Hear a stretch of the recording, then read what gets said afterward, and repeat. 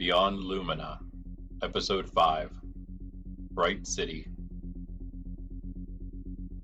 Sergeant Major Ravina, after giving Vala Rees her new coordinates to the independent planet of Ob, updated her on what they knew.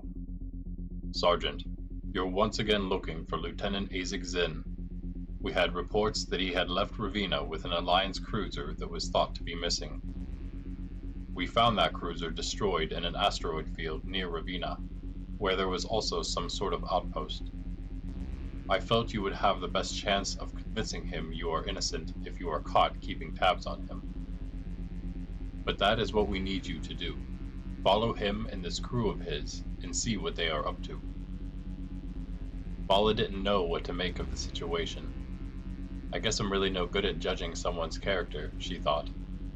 Aezic seemed to her like a loyal soldier, and probably even a loyal friend too, much like Ravina, her commander. But it was clear now that Aezic was mixed up in something. How bad and how he was involved, she thought, remained to be seen. But why would he have a stolen Alliance cruiser, she asked herself, and how did he get away from the asteroid if it was destroyed? She was going to have to come up with some cover story in case he noticed her. Luckily, he doesn't know much about me, she thought, other than what he might get from a bioscan. She wasn't really well versed in the espionage business, but she understood why she was chosen to carry out the mission, and she would do her best to do so. The trip to Ob wasn't a very long one, and she assumed she would be able to refuel there, but she wasn't always sure when it came to independent worlds. She had been to many places, some independent worlds, but never to Ob.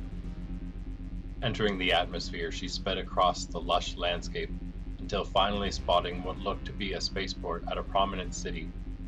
She had not received any word from the ground whether she could land, but she didn't think she would be disturbing anything at a place with such little space traffic. Vala landed her fighter and got out, stretching after the long flight. She let Ravina know that she made it and asked him to keep her updated with any new information as she looked for Aezic. As she made her way inside the spaceport, she was met by an engineer coming out. "Can we help you, officer?" the man asked her. The Alliance officer's navy blue paracloak was notorious throughout the developed system. "Yes," Vala started. "Could I get some fuel for my fighter, please?" "We usually don't support military vessels," the man said, wiping his hands with a rag, "especially with the current heated situation." He looked at the fighter, then back at Vala. "I guess we can help you out, though. Just a little fuel for one fighter, right?" "That's right," Vala replied. "Thank you for your help." "Not a problem," the man answered. "Just don't go telling anyone what we did now." Cautious bunch, Vala thought. She repositioned her fighter nearer the spaceport, and the engineer filled it up with fuel. "So you must not get many ships from the major powers here, then?" Vala asked the engineer, trying to glean some information from him. "Very rarely," the man said. "I think it's pretty well known we don't care to get involved in your politics here, but we still get the rare visitor like you." "I see," she replied. "Am I the first you've seen in a while?" "Yeah," he started. "Probably the first in at least a quarter cycle." Sounds like Aezic didn't land here then, she thought. While she was waiting, Vala received another transmission from Sergeant Major Ravina. "Vala, come in," he began as usual. "Yes, Commander," she replied. "It looks like Aezic and his crew have gone to Sotama," Ravina said. "Head there as soon as you can, and I will try to update you on where to start once you arrive on planet." "Yes, sir. I will be departing Ob shortly then," Vala answered, and once the engineer had finished refueling her fighter, she took off once more and set a heading for Sotama. It was near enough to Ob right now, so she would be there soon, and wouldn't have to stop again for fuel.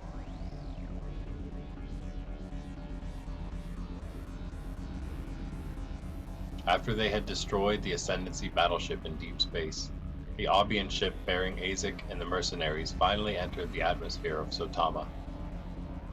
"Welcome to Bright City," Zario announced. He had taken up the helm since they had lost Hawk back at the asteroid outpost. Bright City was the capital of Sotama.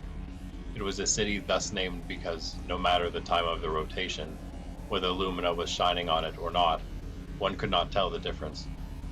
The city was so bright and so active all the time that every moment was like the middle of the day, or perhaps more fittingly for this world of luxury, the prime time of the evening.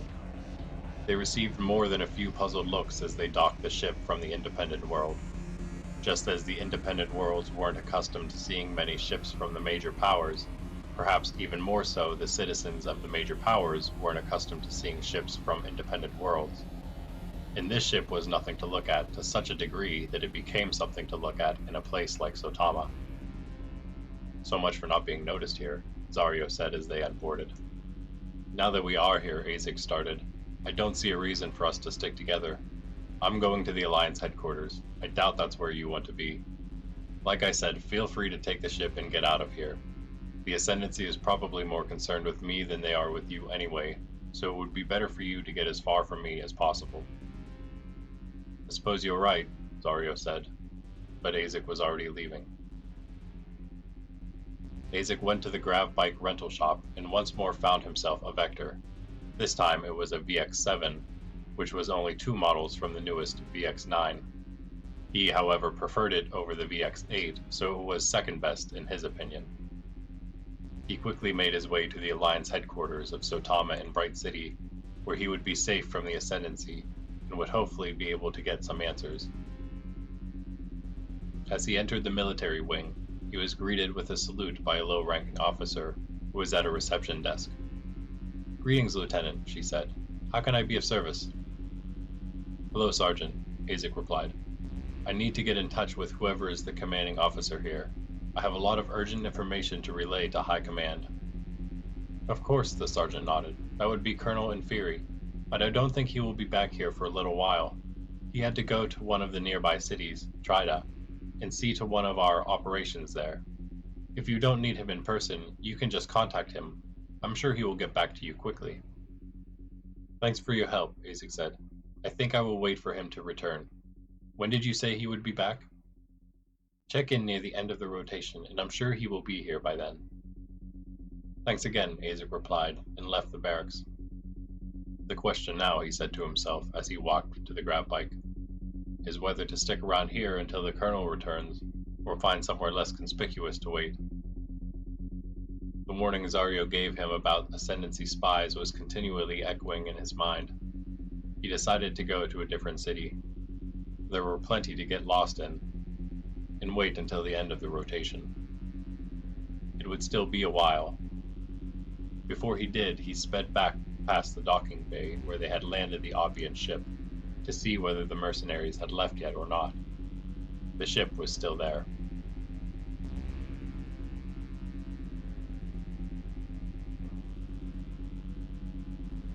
"I really don't care what that military grunt said," Mecha declared. "We should be on our way back to look for Hawk right now." The crew of mercenaries sat together at a space inn, half-heartedly sipping on some drinks. "Although I think it could be dangerous," Filani added. "I agree with Mecha. He wouldn't have hesitated to fly this rickety ship into enemy fire to save us if he had to." "What do you guys think we can possibly do for him at this point?" Zario said, annoyed, mostly because he also agreed but knew it was useless. By now, the Ascendancy or the Alliance, or both, have combed that entire area. And if Hawk was alive, he isn't there anymore. If he is alive, Zario said again, we won't know where to find him. "Ravina is a good place to start," Lucian replied. "Would you all please listen?" Zario almost started to shout. "We can't go back to Ravina. We will be arrested on sight by whoever finds us first.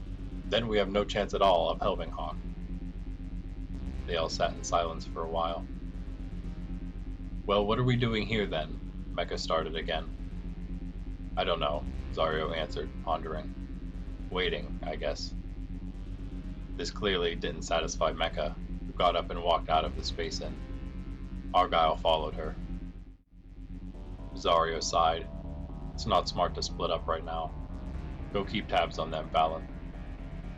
"Got it," Valen said, and went after his subordinates. "Why are we staying here?" Filani asked, "if you're so worried about the Ascendancy." "Don't you get it?" Zario answered. We're staying here because I'm worried about the Ascendancy.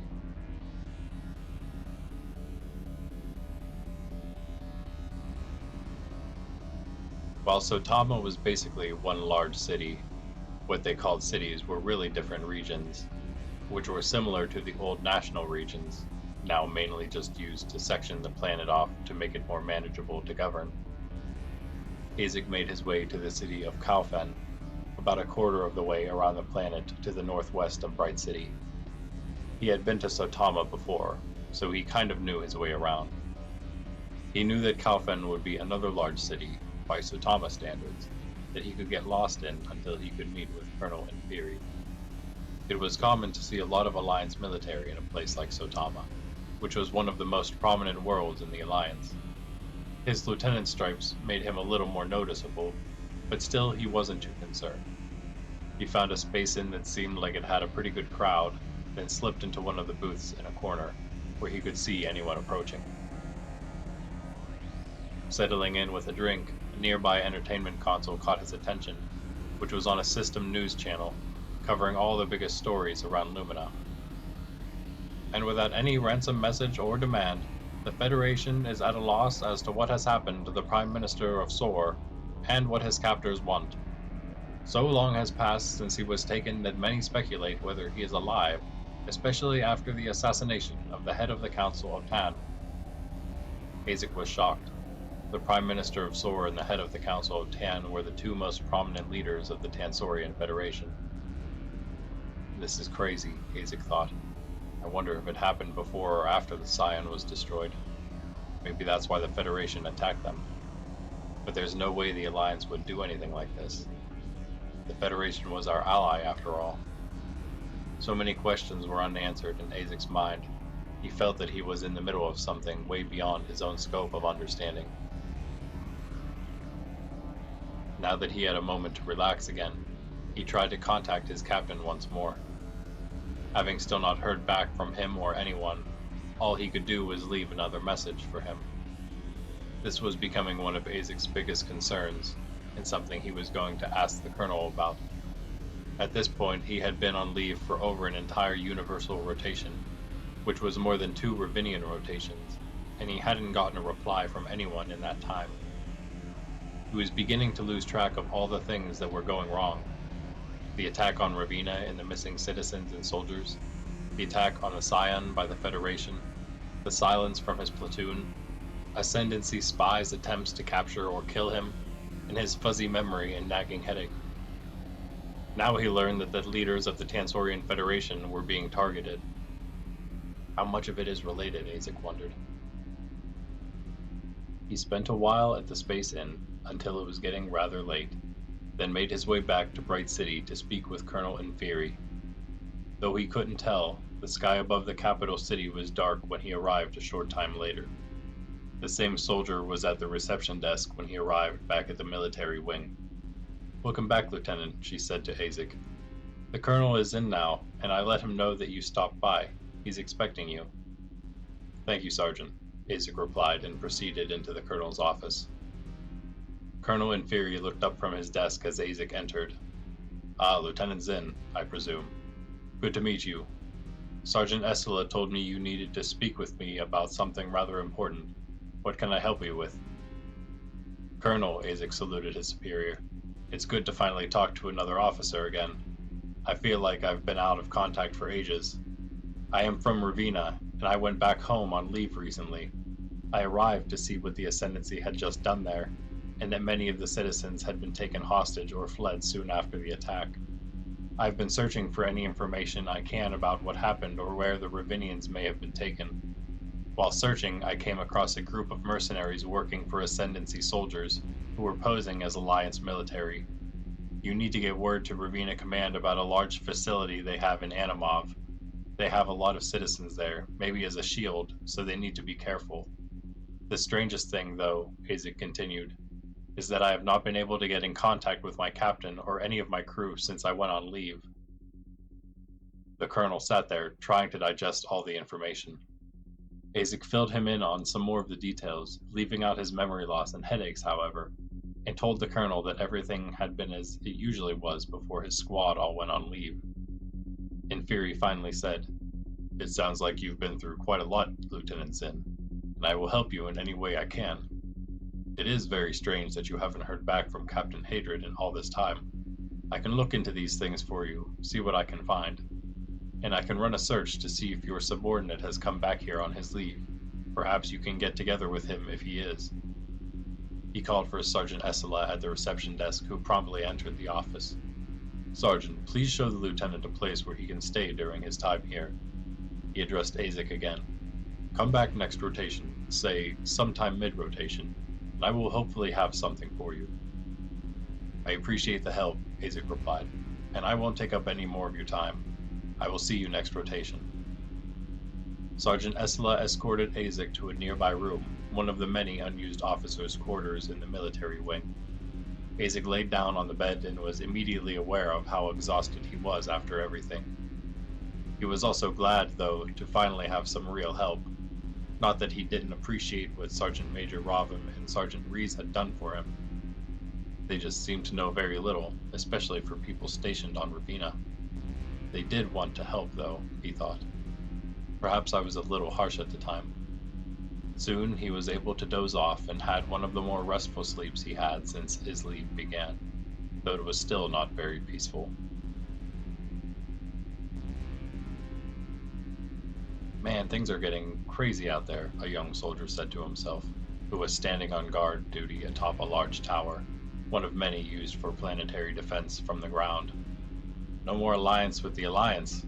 They're just flying off the handle. I wouldn't doubt if they're the ones behind the assassinations and kidnappings." He shuffled nervously at his station. "I'm not cut out for all this drama. We weren't supposed to be in any wars in my lifetime. That stuff is for uncivilized savages. At least I'm posted here at home. I just hope the war doesn't find its way here. But surely the Federation wouldn't let that happen. Although, Private," a voice came from somewhere nearby, "stop talking to yourself and turn your transmitter off before you make an even bigger disgrace of the Saurian military." "Oh, yes, sir," the soldier stammered. "Sorry, sir." He turned off the transmitter and sighed in embarrassment. "I guess everyone already knew I was a coward anyway," he thought, ashamedly. "But I just don't want anyone to destroy my home." The following rotation came too quickly for Aezic's body, which was still worn out from all the activity of the past couple rotations. He nevertheless rose rather early and went back out into the city. He really didn't know what to do with himself for the time until he would meet again with Colonel Inferi. He decided to take a ride on his rented Vector VX-7 and went past the docking bay that he arrived in once more. The Albion ship was still docked there. Those fools, Aezic thought. If they were really concerned about the ascendancy in the Alliance, which they should be, they would have left here immediately. What could they possibly be doing? He rode on further to another city once more, in order to try and keep any potential ascendancy spies searching. Without anything else to do, Aezic decided to go to a space inn once again, thinking he may perhaps even gain more information or bits of news. It worked last time, he thought, although maybe I just need to listen to the news more often. Entering the space inn, he once more found a corner booth and ordered a drink. Zario and the others were now on his mind again, after seeing the ship still docked at Bright City. Are they watching me again? Did they just go right back to their last job? He started to feel like he was being watched, a feeling that he had no rational evidence for. Aezic was a very skilled strategist and tactician. Spying on him was not an easy feat. He was always aware of his surroundings, and if there were someone watching him right now, they would have to be a phantom. But his reasoning didn't help him feel any more at ease. Aezic decided to turn on his own entertainment console and flip through some news stations, but none seemed to be saying anything new, though most were talking about one or more of the recent events. Then he hit one that caught his attention. Ascendancy battleship destroyed in deep space near the independent planet. Reports are that communication has subsequently been lost between the Alliance and Ob, as experts speculate an attack is underway. What have we done? Aezic thought. We doomed them. I should have known that the Ascendancy wouldn't care if they were involved or not. Just another chance to force someone under their rule. He couldn't believe how foolish he had been. Now a whole planet gets to pay the price because of me. I need to figure out what is going on quickly so I can put an end to it. He was getting anxious and couldn't wait any longer to go see the Colonel, and so left the Space Inn and headed back to the Alliance headquarters in Bright City. Still, the Albion ship was docked in the bay. Aezic arrived at the headquarters and proceeded to the military wing, where he was surprised to see a familiar face leaving. "Sergeant Rees," he said to Vala as they approached one another. "What a coincidence running into you here. What are you doing? Reassigned from Ravina so soon?" Vala looked to be even more surprised than he was. "Lieutenant," she saluted. "Wow, this certainly is a surprise." "Yes, not long after we parted ways, I received a transmission that a family member wasn't doing well, and I left for Sotama immediately afterward. I will be on leave for a few cycles. What brings you way out here? Have you found out something about your family?" "Well, I certainly hope everything is okay with your family," Aezic started. "And no, unfortunately, I haven't found anything yet, but I'm hoping that will change soon. I'm going to meet with the commander here right now." "You mean Colonel Inferi?" Vala asked. "Yes," Aezic replied. "Why do you ask?" "Well, I just came from there," Vala said, "and he's not there. The sergeant at the desk said that he has been gone all rotation, and wasn't sure when he would be back." Great, another roadblock, Aezic thought. I just can't find any information about anything. Why is it so difficult? "Well, thanks for the heads up," he said to Vala. "I guess I will just have to wait until later then." "So what now?" Vala asked. "If you aren't doing anything now, perhaps we can get something to eat?" "I guess I'm free now," Aezic answered. "Somewhere else, though." He still didn't feel comfortable in Bright City, where he could possibly be connected to the Albion ship that the mercenaries still hadn't taken from the docking bay. They would just take the thing out of here, it would help a lot. Aezic and Vala began the short trip on their grav bikes to another city, where they found a space inn that Aezic thought was suitable, and they entered. When they did, there was a strange pall in the air. He quickly found out why. On every entertainment console, he saw the unmistakable image of a high-priority bounty alert, and it was for him.